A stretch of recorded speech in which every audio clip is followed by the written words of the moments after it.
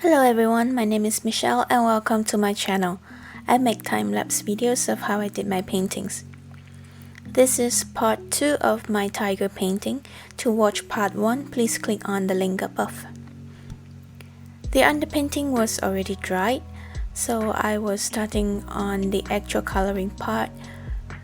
The tiger's eyes are actually the same brown color in the underpainting, just adding slightly deeper brown to it as well as the shadow on top of the eyeballs.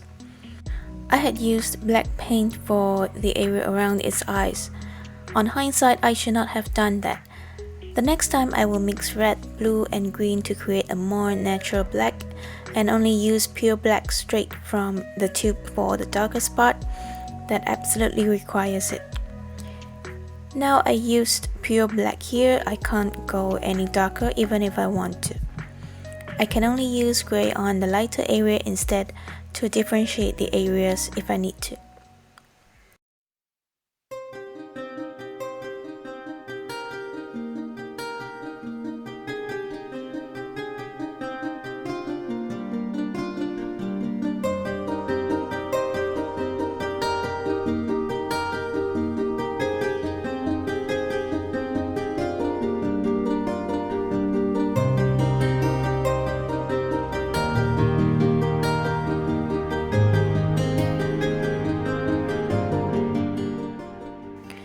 I mentioned in part 1 of this painting that doing an underpainting like this makes me feel like I'm doing a paint by numbers painting. Somehow I tend to just stick to the borders of the different tones and was resistant in painting over them, which is not the right way, because doing so makes it look unnatural. Afterwards, I needed more work to rectify this. I'm not saying doing an underpainting is not good, it's just that I'm not used to it and was probably not doing it the right way.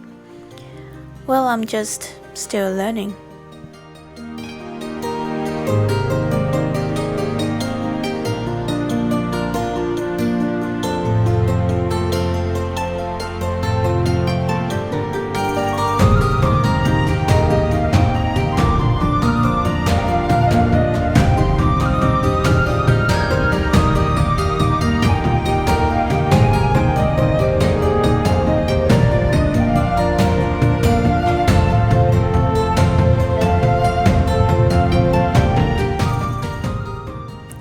The first time I painted a big cat, a cheetah, I was using round and bristle brushes to paint the fur. You can click the link up on top to watch it. You can get the job done with the bristle and round brushes, no doubt, but it is harder. As compared in this tiger painting, I was using angle brushes. Specifically, Taylor Rowney's angle shader brush under the Simply Simmons Mixed Media Brush series. This angle brush makes painting the fur so much easier. I was so glad I bought myself these brushes. I always believe you need the right tool to get the job done well.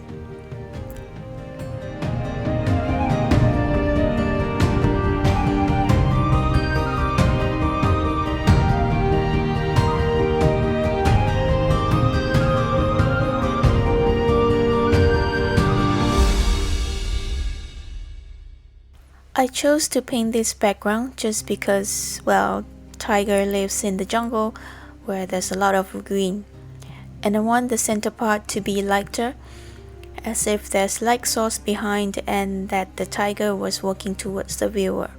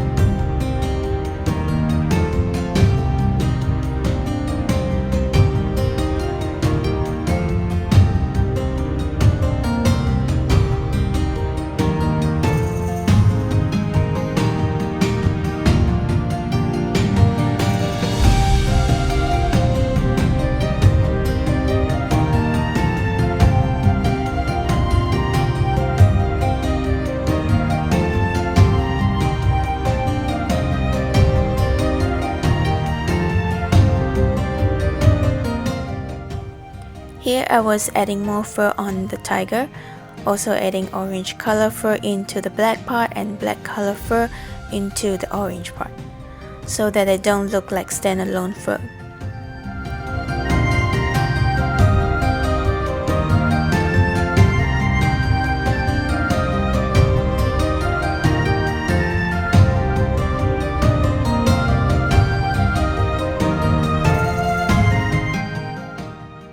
Here I use the smallest angle brush I have for the smaller area. Having angle brush in painting animal fur is really essential.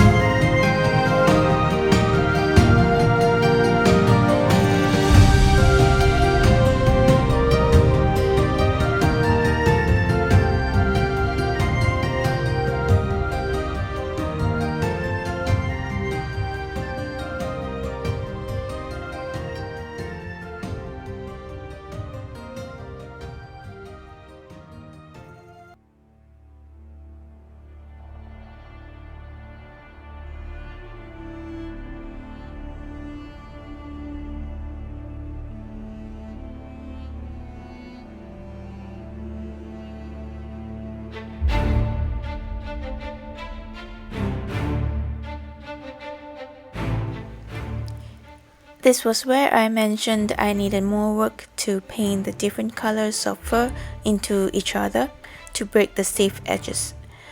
Cause now the black part really looks like standalone fur, which is really unnatural.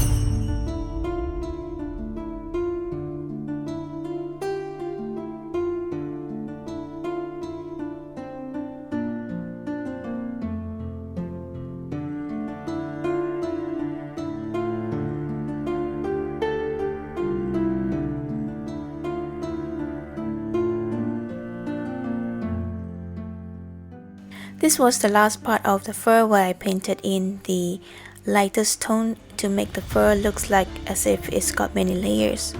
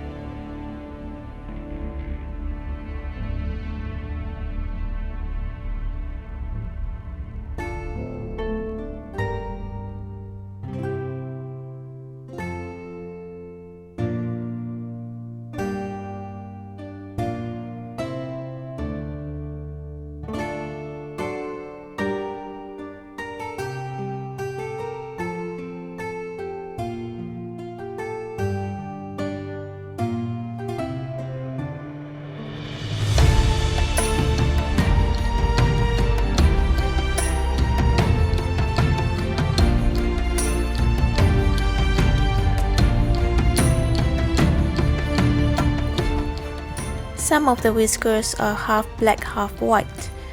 Thus, here I was using black first to paint half part of the whiskers, after which I added in the white. I painted the whiskers when the last layer of color was mostly dry. In case I painted the whiskers wrongly, I can still wipe them away. Using a clean brush, dip in with a bit of medium and brush on the area of whiskers that is too thick, then I will be able to produce a finer whisker.